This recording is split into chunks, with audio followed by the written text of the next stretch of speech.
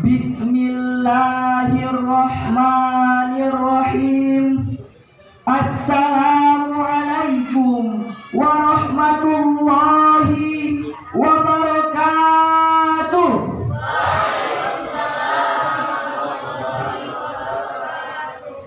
Alhamdulillahilladzi wada'a haqqal fuqara'i fi ma'il aghniya. Wassalatu wassalamu ala sayyidina Muhammadin khairil umara wa ala alihi wa ashabihi a'immatil awliya'i wasyuhada. Amma ba'du. Dewan Hakim yang arif dan bijaksana, hadirin calon penghuni surga yang kami muliakan, kita bangga sebagai bangsa Indonesia, bangsa yang terletak di garis khatulistiwa ini, memiliki kekayaan alam dan khazanah yang melimpah ruah.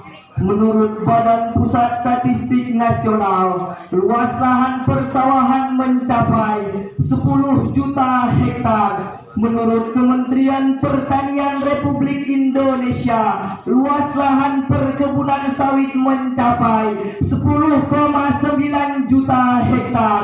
Ditambah lagi dari sektor piparah, perdagangan dan perindustrian, mulai dari perusahaan berskala kecil, menengah maupun besar. Demikian pula dari sektor peternakan, pertambangan, perikanan, penghasilan pegawai negeri, BUMN dan swasta, serta dari berbagai profesi lainnya. Semua itu, hadirin, merupakan potensi zakat di negeri yang bertuah ini. Maka wajarlah jika potensi zakat di Indonesia ditafsirkan seperti membangunkan raksasa yang sedang tidur. Bagaimana tidak, hadirin? Hasil riset yang dilakukan oleh Badan Amil Zakat Nasional atau Baznas melaporkan bahwa potensi zakat di Indonesia per tahunnya mencapai 327 triliun rupiah. Satu angka yang sangat fantastis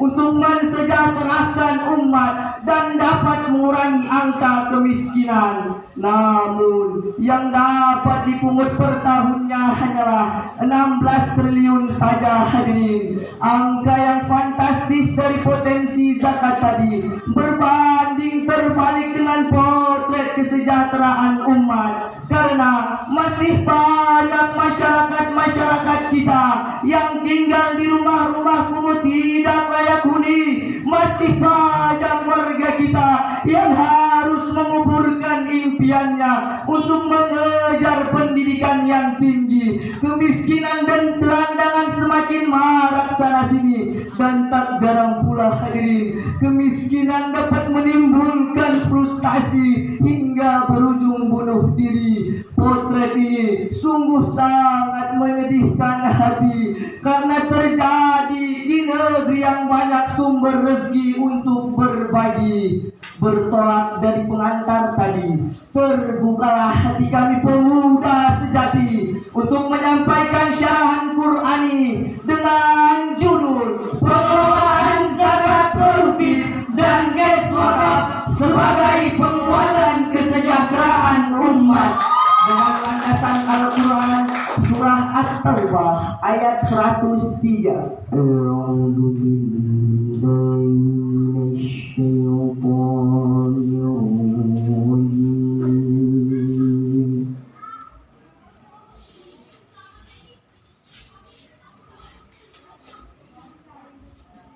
Bismillahirrahmanirrahim.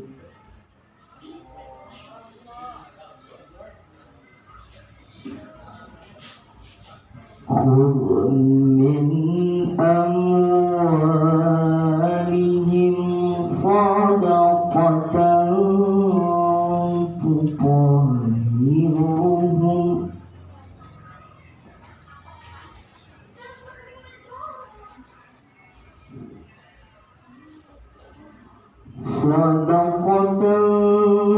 tutahhiruhum wa tuzakkihim biha wa salli alaihim.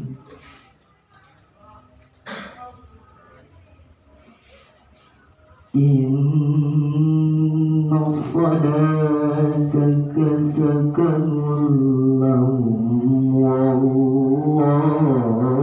sami'un alim. Hamba berlindung kepada Allah dari godaan syaitan yang terkutuk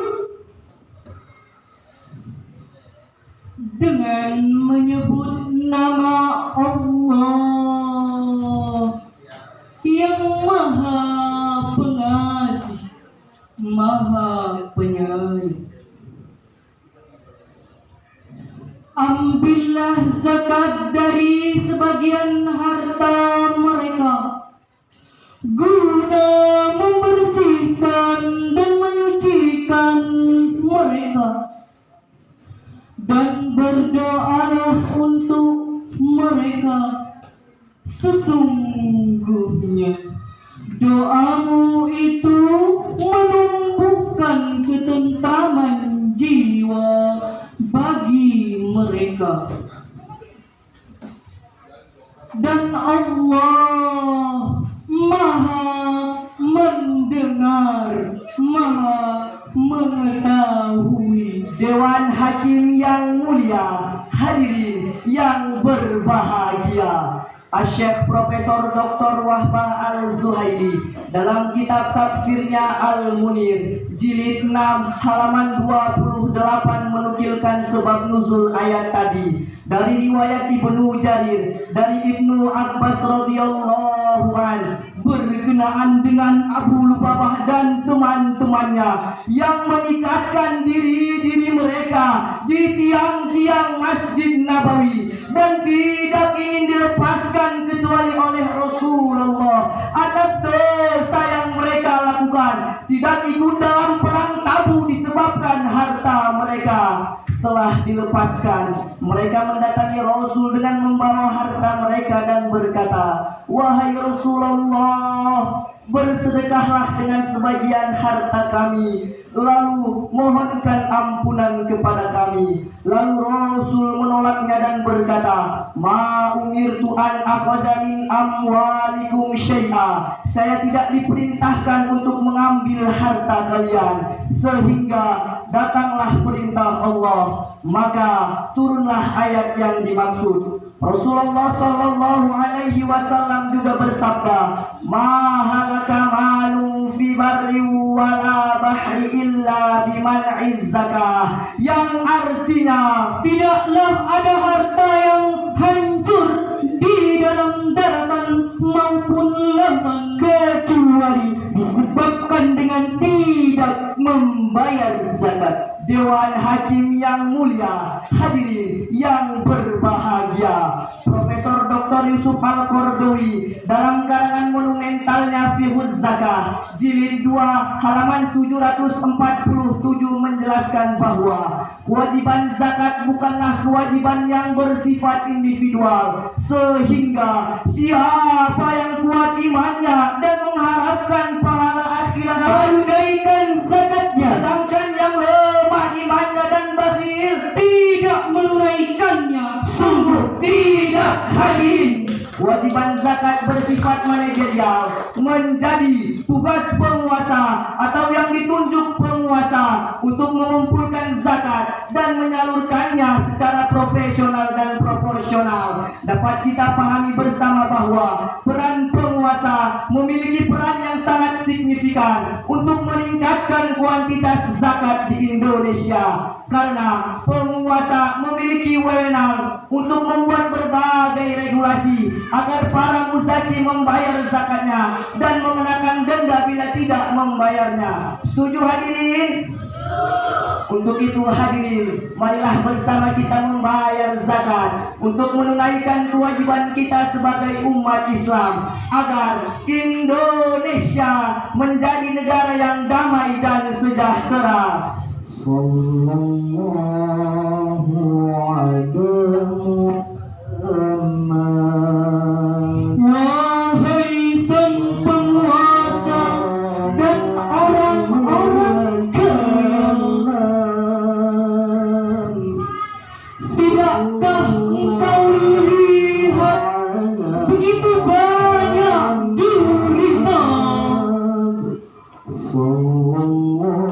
banyak orang miskin yang bermandikan air mata.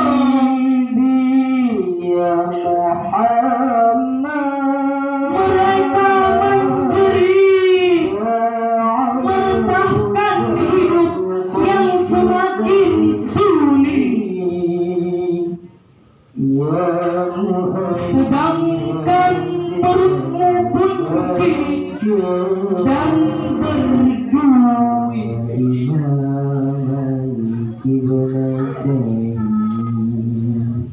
Hadirin, siapa kita? Indonesia. Siapa kita? Indonesia. Siapa kita? Indonesia. Horas. Maka timbullah pertanyaan hadirin, kepada siapa zakat didistribusikan agar berdaya guna? Al-Quran surah At-Taubah ayat 60 adalah jawabannya. Innamas sadaqatu lil fuqara'i wal masakin wal 'amilina 'alaiha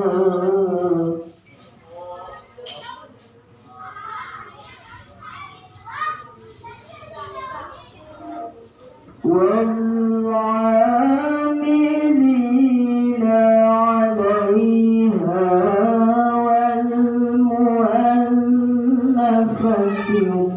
قلوبهم وفي الرقاب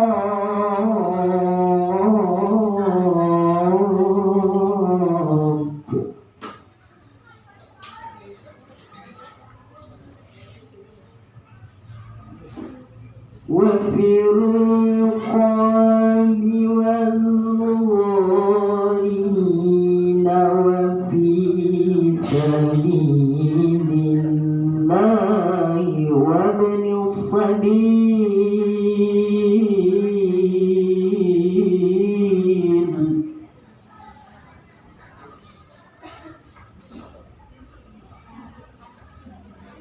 فريضة من الله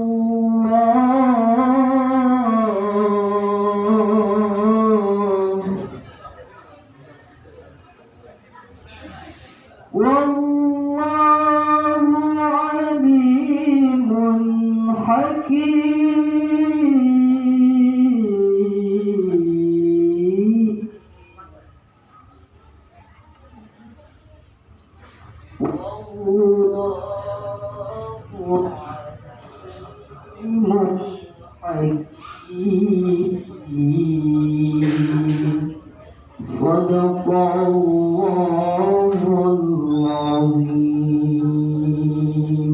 Sesungguhnya zakat itu hanyalah untuk orang-orang fakir, orang-orang miskin, pengurus-pengurus zakat, para mu'alaf yang dilunakkan menyumbangkan hatinya untuk memerdekakan hamba sahaya, untuk membebaskan orang-orang yang berhutang, untuk jalan Allah, dan untuk orang-orang yang sedang dalam perjalanan.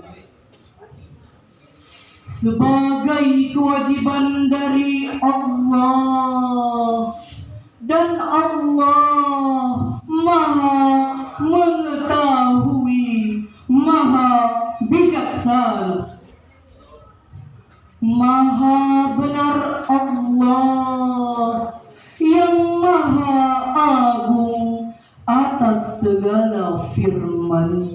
Dewan Hakim yang mulia, hadirin yang berbahagia, Profesor Dr. Muhammad Quraisy Shihab dalam tafsirnya Al-Misbah volume 5 halaman 141 menjelaskan bahwa ayat tadi merupakan dasar pokok mengenai golongan-golongan yang berhak menerima zakat. Para ulama juga bersepakat bahwa zakat hanya didistribusikan kepada 8 golongan tadi, karena dalam ayat tadi terdapat kata innama yang dalam ilmu ma'ani merupakan salah satu adatul qasri yang fungsinya mengspesifikasikan. Maka timbullah pertanyaan penting selanjutnya, hadirin, apakah zakat harus diberikan kepada semua golongan? Dan haruskah diberikan dengan jumlah yang sama? Dalam kitab Fiqhuz Zakah jilid 2 halaman 684 sampai 696, Profesor Dr. Yusuf Al-Qardawi menjelaskan bahwa terdapat perbedaan para ulama mengenai hal ini. Di akhir penjelasannya, beliau berkesimpulan yang pertama, kalaulah zakatnya banyak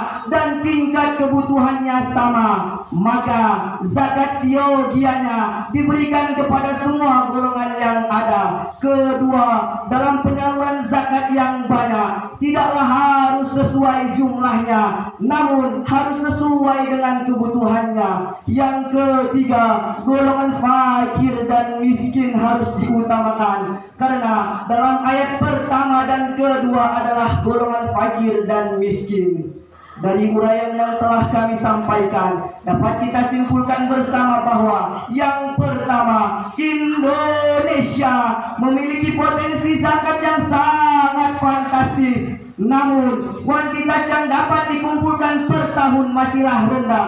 Kedua, peran penguasa memiliki peran yang sangat signifikan untuk meningkatkan kuantitas zakat di Indonesia. Ketiga, golongan fakir dan miskin harus diprioritaskan untuk mengurangi angka kemiskinan. Dengan demikian, Allah Subhanahu wa Ta'ala mempercayakan kepada orang-orang miskin, jika para konglomerat tidak mau membayar zakat, maka tidak ada bedanya dengan perampok yang jahat. Perilakunya seperti pencuri keparat yang sifatnya laksana koruptor pengkhianat, yang gayanya seperti malaikat, padahal nyatanya adalah penindas dan perampas hak rakyat.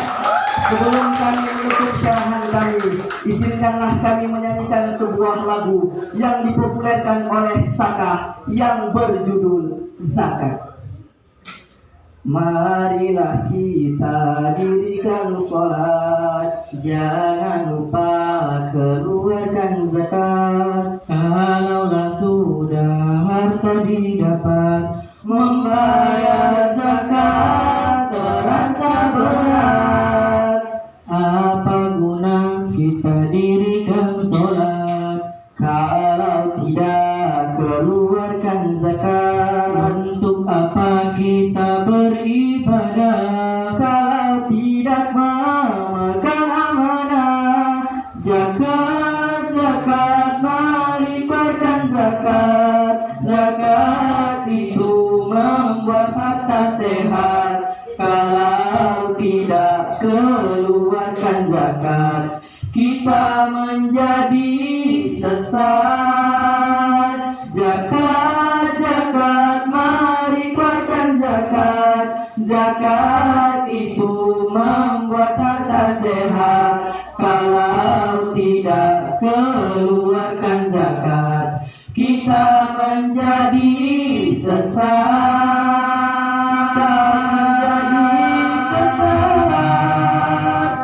Kita menjadi sesat. Indonesia sejahtera, tunaikan zakat, jangan lupa. Sampai sinilah syarahan Syahrul Quran yang dapat kami sampaikan. Lebih dan kurang kami mohon dimaafkan. Ma asabaka min hasanatin faminallah, wa ma asabaka min sayyi'atin famin nafsik. Wa billahi taufiq wal hidayah, waridha wal inayah. Wassalamu alaikum warahmatullahi wabarakatuh. Waalaikumsalam warahmatullahi wabarakatuh. Beri tepuk tangan yang meriah Bapak Ibu. Peserta Sarihil luar biasa.